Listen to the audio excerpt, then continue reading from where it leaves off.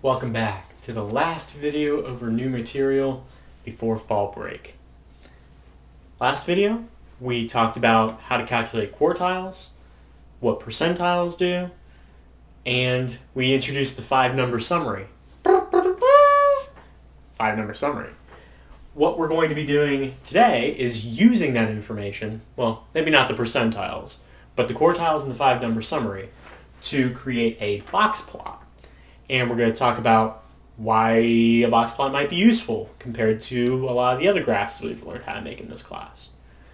So, we have our data set for this example here, and we want to make a box plot out of it. That is going to be a 5-step process. And the first step is to draw a number line. Specifically, you want to draw a number line that extends from the minimum value of the data set up to the maximum value. So for the data set we have here, that number line should go from 2 to 24. Doesn't really matter how long it is, but we want to make sure that we've got 2 on one end, 24 on the other. Now I suppose if your data set had like weird decimals and stuff on one end or the other, that you can make it go up to like the nearest whole number or the nearest nice round number, whatever. But most of the time, it's going to be okay for you to just go from the minimum to the maximum, whatever those numbers are. Step 1's pretty easy, right? That's really it. Step 2,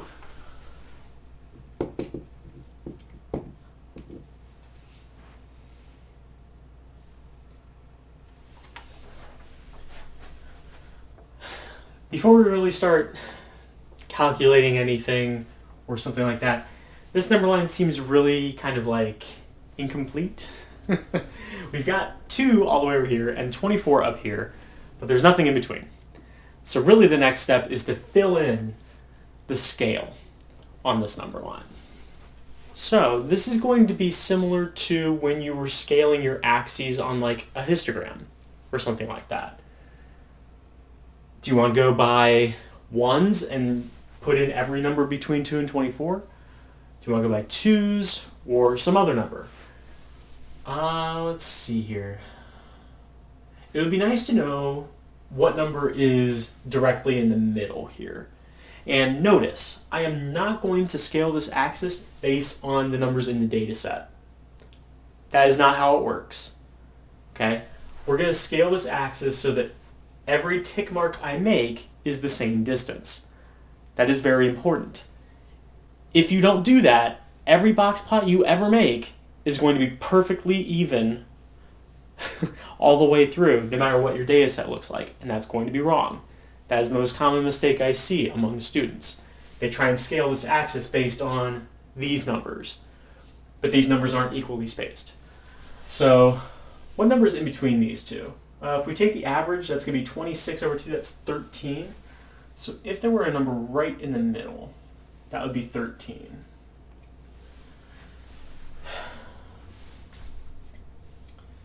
I think it's going to make sense to scale this by 2s. And this could end up being really interesting.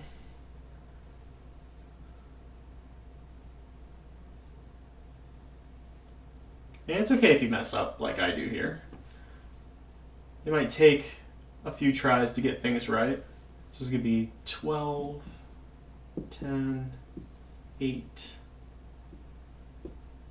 4, 6. Okay, so I just use that 13 as like a guide. But if I'm going to count by 2s, I don't really want 13 in there. So this is the lower half, and then I'll keep going in this direction.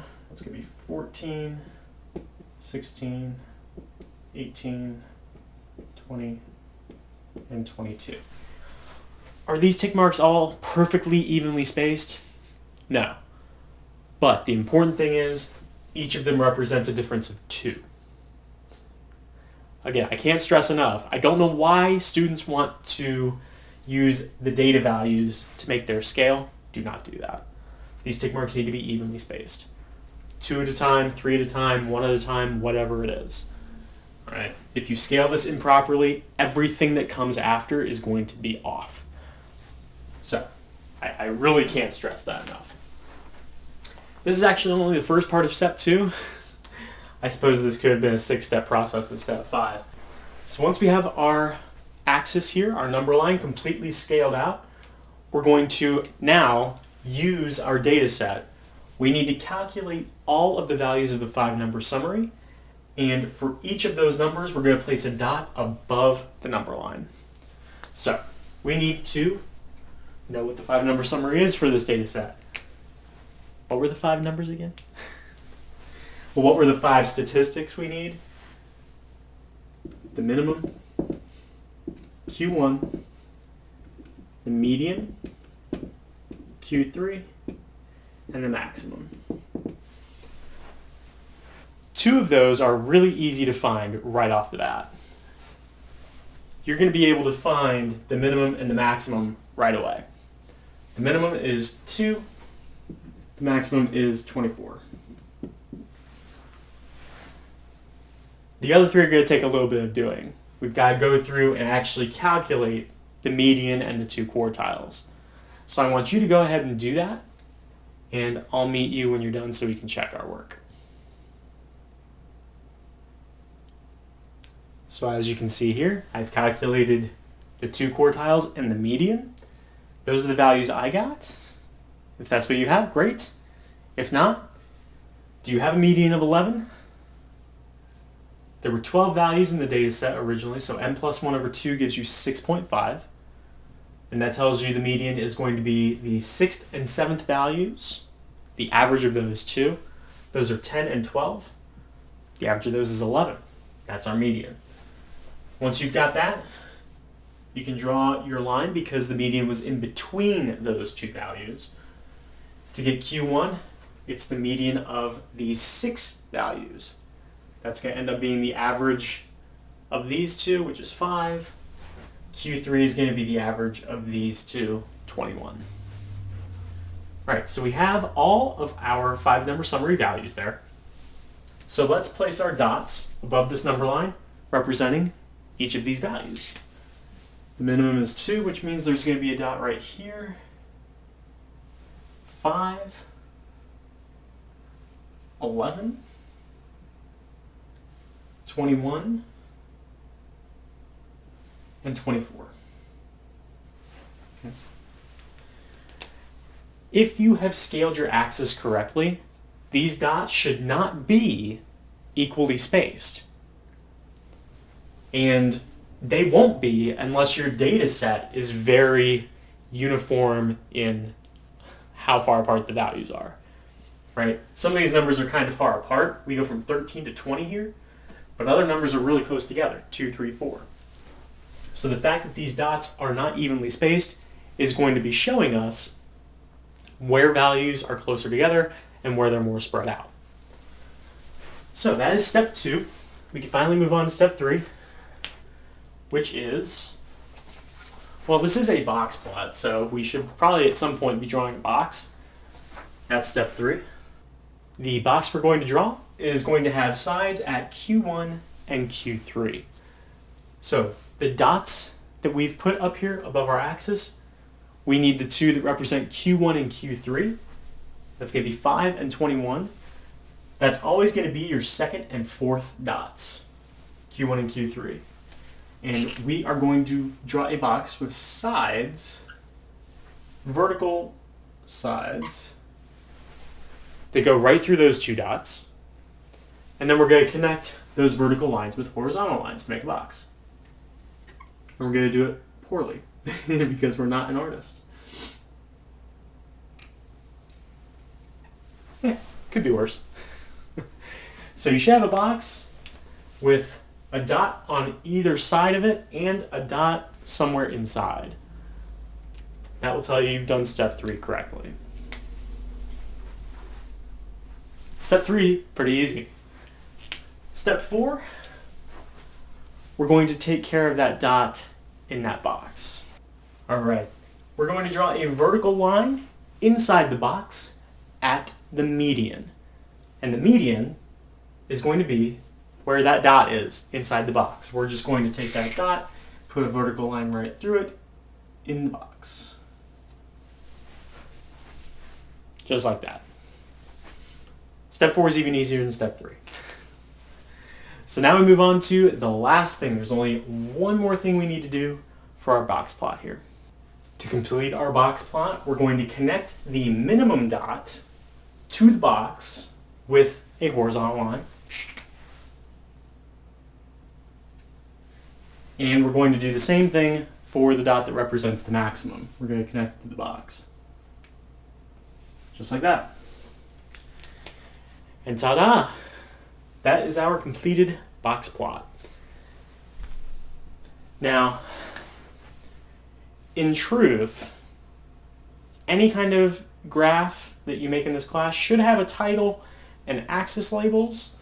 For this particular example, I just gave you those numbers and didn't give you any context as to what they represent. So you can't really do that for this example, but just know that for a box plot, if your data set has some kind of context and you're asked to make a box plot, it should have a title, and this axis should be labeled with what the variable represents. Okay, there is only one axis on this graph though. There is not a vertical axis that you have to label. You would just need a title and a label on that axis. So, big whoop, right? We know how to make so many different graphs. What makes the box plot so special? What makes it unique? Why would we want to create one of these if we could just do something else? What is the box plot good at? The thing that the box plot is probably best at compared to all the other different graphs you can make from a data set is that it highlights the middle 50% of data. You can't get that from any other type of graph. Where is the middle 50% of the data values in our box plot here?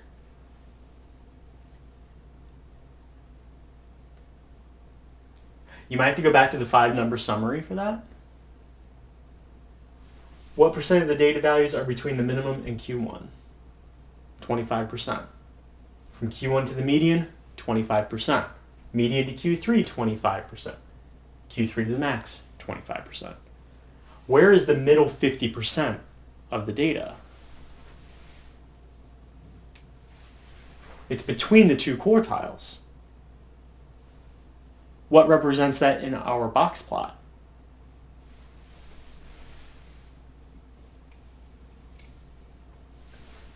It's the width of the box, right? Because we made these lines at Q1 and Q3. So the box plot clearly shows, okay, the middle 50% of data goes from 5 to 21. And there are going to be situations where that is super helpful to know what the middle 50% of the data is, where those values are. And in fact, there's even a calculation called IQR, which is calculated as the difference between the two quartiles. So the IQR for our data set here would be 21 minus 5, or 16. This is the measure of spread I was alluding to in the last video that is resistant to outliers. Okay? If we're just taking these two quartiles, we're pretty much ignoring any of the values on the ends. So this is a measure of spread. It's how much of a range there is in the middle 50% of data. Okay? And it's resistant to outliers. IQR is actually an acronym. It stands for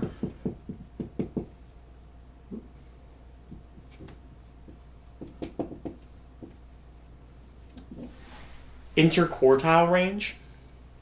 It is the range in between the quartiles. Right?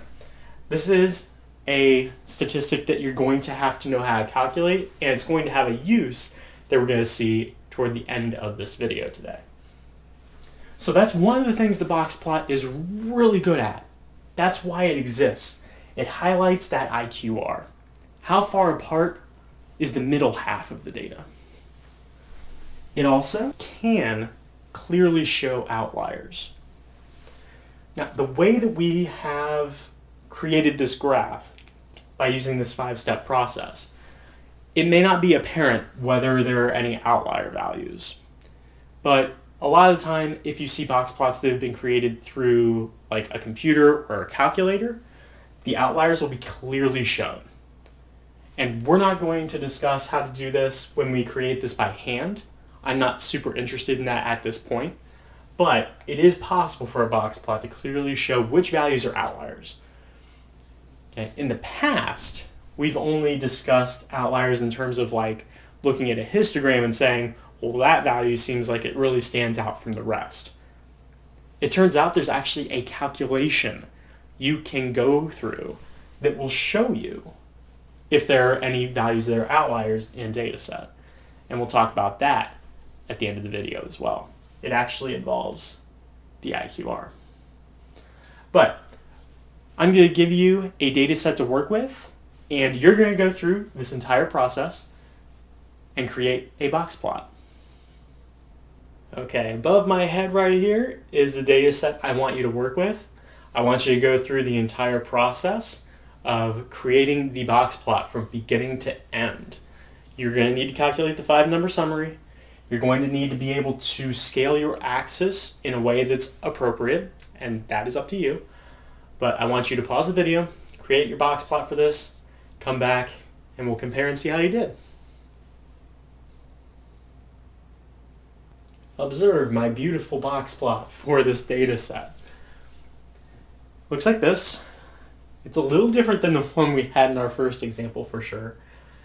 This was the 5-number summary that I calculated to use that. And my scale, I decided to go by tens from 0 to 130. That made sense to me. If you wanted to go by 20s from 0 to 140, that could work. By 30s from 0 to 150 could even work. What I wouldn't recommend is going by ones or any like really small value between the numbers. I would be very hesitant to do anything more than by 5s. I suppose I could have put every 5 in there, but I wouldn't want to go any further than that. Calculating the quartiles and the median, hopefully by now you're getting a little more comfortable doing that. So your box plot looks like this, and that would be great. Looking at this though, like something bothers me. This point is like all the way out here. That looks kind of strange. Maybe that point's an outlier. I suggested a little earlier in the video there was a way to calculate where the outliers would be in a data set. Here's how we do it. Okay, so we've calculated the 5-number summary for this data set and created the box plot. We want to know, are there any outliers? And if there are any, we're really thinking it would be this high maximum value of 128. And here it is. If there are any data values of these that are less than Q1, the first quartile, minus 1.5 times the IQR, remember the IQR is this, or if there are any data values greater than Q3 plus 1.5 times the IQR, those points are outliers. That's your formula. Okay. So you could just blindly throw numbers in there, calculate those, and determine whether there are any outliers. That's fine. But I want you to see visually what these values represent. Q1 is this end of the box in our box plot, right? If there are any values 1.5 IQRs or more less than this value, it's an outlier on the low side. And remember, the IQR, Q3 minus Q1, that's the width of this box. So for a number to be an outlier on the low end, there would have to be a value at least 1.5 times the width of this box away from the box. I think it's pretty obvious there are no outliers on the low end for this data set because the minimum is right next to Q1. It's right there. Now, the interesting thing is the high end, there needs to be a value at least 1.5 IQRs higher than this value So is this number at least 1.5 widths of the box bigger than this? That's what we're going to find out. I'm actually going to calculate both of these so you can just get a little more sense of how it works. But we're going to know that there are not going to be any outliers lower than this value. But let's go ahead and plug in the numbers. So we have, I'll do it in a different color, Q1 minus 1.5 IQR.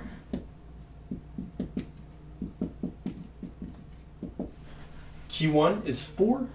And we're going to subtract 1.5 times the IQR is Q3 minus Q1. I'll go ahead and plug those in. 64 minus 4. You could calculate the IQR first, know that that's 60, and just plug in 60 here. That works just as well. So we've got 4 minus 1.5 times 60. 1.5 times 60 is 90. So this is 4 minus 90, that's negative 86. Is that right? Negative 86, yeah. So we would have to have a data value less than negative 86. There are no values less than negative 86. Okay, so that means there are no outliers on the low end. We already knew that just by looking at the box plot. It's really the high end that we're concerned about. So let's calculate this expression. That's going to be 64 plus 1.5 times 60, or 64 plus 90, that's 154.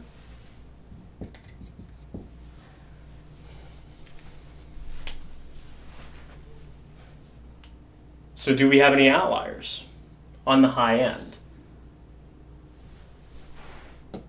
What does this tell us?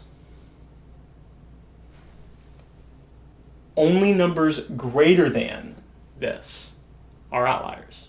Do we have any values in this data set greater than 154? No, 128 is the biggest number. So even though it looks like it's way out there, it's not quite 1.5 IQRs bigger than Q3, so it's not an outlier. We have no values greater than 154, so there are no outliers here.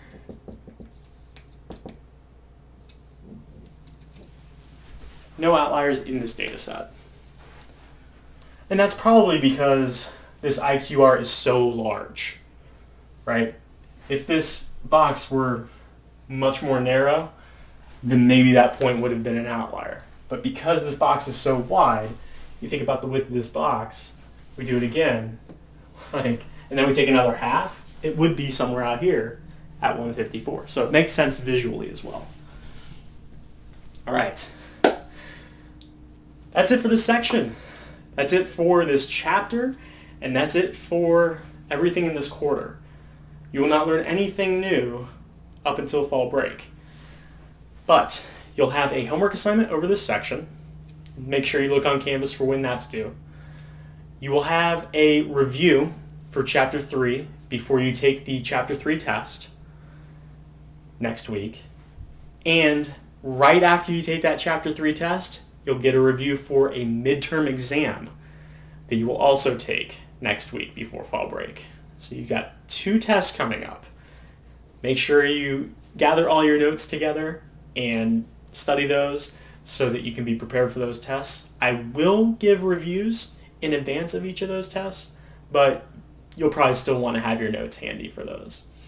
So as always, if you have any questions over this material or really anything we've covered so far, if you're in class, you can ask me questions in class. Otherwise, you can shoot me an email. I'd be more than happy to answer your questions, make sure you're confident for those tests. And my hope is that I don't have to film any more videos like this. Hopefully from now on, you'll be able to see me in person, or if you're virtual, you'll be getting videos of the actual lecture at the high school. That's my hope. So, we'll see you there.